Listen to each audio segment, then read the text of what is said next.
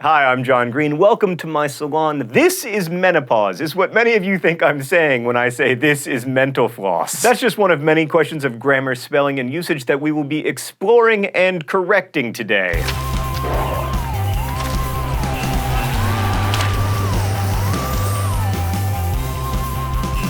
Let's just start out with one that no matter how many times I hear it, I always struggle with, even though I know I'm a novelist. Lay versus lie. Lay is transitive. It needs a direct subject and one or more objects. And the past tense of lay is laid, which slang makes confusing because it is also something that you can get. So you lay down your copy of the brilliant and heartwarming novel The Fault in Our Stars. If it happened in the past, you laid down your copy of The Fault in Our Stars. Lie does not require an object, and the past tense of lie is, of course, lay. So if you need to get out of gym class, and if you're like me, you do, then you need to go to the nurse's office and lie down. Whereas Clark Kent lay down when he found that he could not save Toad from the gigantic bear.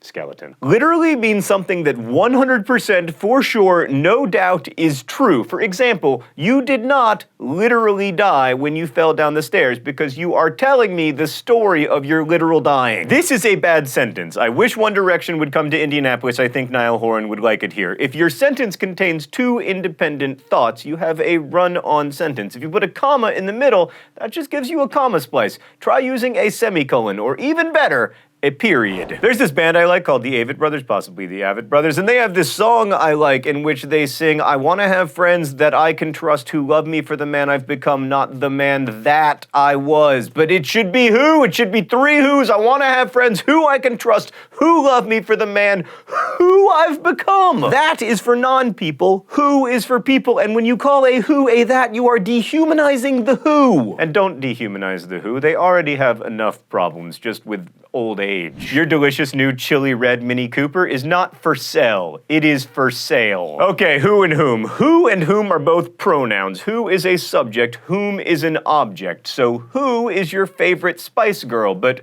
whom do you like among the Spice Girls? Easy trick, if your answer would contain a he or a she, use who. If your answer would contain a him or a her, use whom. If you're using a singular noun, use a singular pronoun. And if you're using a plural noun, use a plural pronoun. For example, everyone in our office has their friends, but everyone in our office has his or her favorite episode of Duck Dynasty. It's Catcher in the Rye, but Sex and the City. You nip it in the bud. Never nip anything in the butt. You couldn't care less. Saying you could care less implies that you care at least somewhat because you could reduce your level of caring. A lot is two words, as in I have a space lot of unwatched episodes of The Vampire Diaries on my DVR. Lose, as in lose the game, has one O. Loose, as in hey Justin Bieber, I haven't seen pants that loose since MC Hammer, has two O's. If you're referring to something you can count, use fewer. If it's an uncountable quality, like love, use less. For instance, there is now one fewer Matryoshka doll on the wall of magic, and it is a little bit less magical. Could of is not a thing. Neither is should of, neither is would of. You get the picture. Could've is a contraction of could have. Should've is a contraction of should have. I'll leave it to you to figure out what would've means. Speaking of commonly said things that are not in fact things, for all intensive purposes is wrong. It's for all intents and purposes. Subjects, I, you, he, she, it, we, they. Objects, me, you, him, her, it, us, them.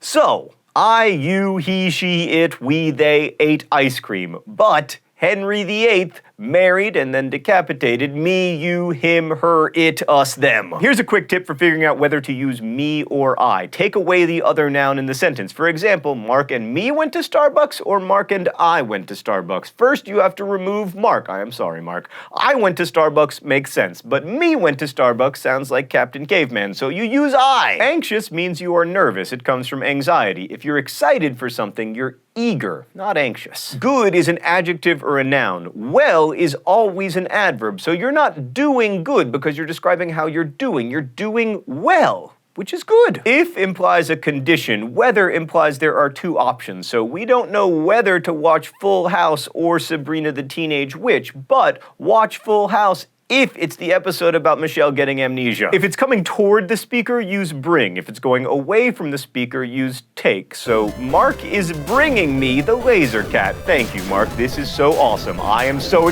yes, do it. Why did you take it away? Historic is something significant that happened in history, but historical is just anything that happened in the past. Of course, deciding what's significant is subjective. That's why we have Crash Course History. All right, let's quickly go through some words that sound the same. Your means you are. Your is something you possess. Its means it is or it has. Its is something that it possesses. This is its eye. Its name's Cellophane, by the way. We can't tell you the story. It's too cute. You're going there. Something they own is theirs, and they're weird. If you're trying to say who is, contract to whose. Whose indicates ownership or of whom or which. Emigrate with an E if you're moving away from your home country. Immigrate with an I if you're moving to a new country. I mean, usually you're doing both at the same time. It's really a matter of which country's paperwork you're filling out. Pro tip, keep all passports. 2 is the number that comes after 1. 2 is also, and 2 is the only one you can use as an infinitive or as a preposition, as in I want to go to Disney World. Allusion is the noun form of the verb to allude. Illusion is what Job does on Arrested Development. A bear is what you don't want to encounter on your camping trip. It's also to carry or to tolerate, as in bear with me, or to stay in one direction, bear right. Bare means exposed or naked, as in how I feel when singing karaoke. Illicit is a verb. Illicit is an adjective. You can think of it this way. Illicit drugs will make you ill. Lead is the past tense of lead. Lead is the kind of paint you shouldn't eat. You write notes on stationery, think E for envelope, and you remain stationary. The weather channel is completely unnecessary because Siri, whereas weather I already explained. Affect is a verb implying change. Effect is a noun meaning the result. Some people think that you can use effect as a verb as well, but those people are wrong. Use than for comparisons, otherwise use then to mean next or later. Like One Tree Hill is better than the OC. Well, we can watch One Tree Hill then instead of the OC. Speaking of my love for early 2000s TV, Mr. Feeney was Corey Matthews' principal. Principal with an A can also mean the highest in importance. The principal problem in this office, for instance, is that no one appreciates a good Boy Meets World reference. A principle is only a noun, meaning a law or a rule. Accept is a verb, as in you have to accept that we are back at the salon and therefore this video is almost over. Except is a preposition or conjunction, like this video is over. Except for the credits. Thanks for watching Mental Floss, which is brought to you with the help of these nice people. Every week we endeavor to answer one of your mind-blowing questions. This week's question comes from user I hate 4 kids. I hope not your 4 kids. Why is the sky blue? I don't know. Hank? Thanks, John. And great question. I hate 4 kids. I guess you probably hate kids because they keep asking questions like this that are seemingly obvious, but actually ridiculously difficult to answer. The problem here is that we don't just have to understand why the sky is blue to understand why the sky is blue. We also have to understand what is blue. Surprisingly, this is a difficult question to answer, but if someone asks you what blue is, this is what you should say. The light that we see is a very narrow band of the electromagnetic spectrum, a spectrum of radiation wavelengths that stretches all the way from waves the size of buildings to waves the size of atomic nuclei. Visible light has wavelengths roughly the size of single-celled organisms like protozoans, so small, but not anywhere near as small as atoms. Our eyes are actually extremely sensitive wavelength detectors in the visible range. We can distinguish between the longer wavelengths of red light and the shorter wavelengths of blue light. And that is what blue is, an interaction between our eyes, our brains, and certain electromagnetic waves. Now as to what's actually happening in the atmosphere. Radiation can interact with particles in a few different ways. It can bounce off, it can reflect, it can be absorbed and re-emitted. But if it's interacting with particles that are much smaller than the wavelength of the radiation, like molecules of oxygen and nitrogen in the atmosphere, the radiation is not absorbed or reflected, it's scattered.